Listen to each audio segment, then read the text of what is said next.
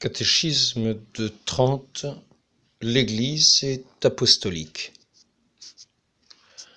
Voici un dernier caractère propre à nous faire distinguer la véritable Église.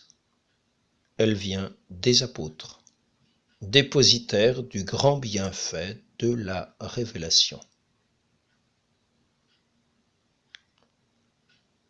Ils sont dépositaires du grand bienfait de la révélation.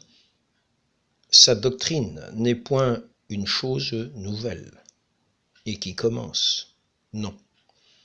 C'est la vérité transmise autrefois par les apôtres et répandue par eux dans tout l'univers.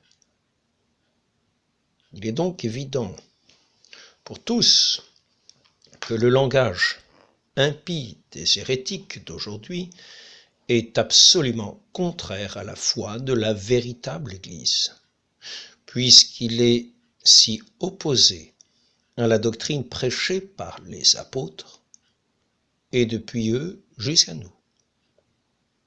Voilà pourquoi les pères du concile de Nicée, pour faire comprendre à tous quelle était l'Église catholique, ajoutèrent au symbole, par une inspiration divine, le mot apostolique. Et en effet, le Saint-Esprit qui gouverne l'Église ne la gouverne que par des ministres apostoliques, c'est-à-dire par les successeurs légitimes des apôtres. Cet esprit fut d'abord donné aux apôtres, mais ensuite, grâce à l'infinie bonté de Dieu, il demeura toujours dans l'Église. Et comme elle est la seule qui soit gouvernée par le Saint-Esprit, elle est aussi la seule qui soit infaillible dans la foi et dans la règle des mœurs.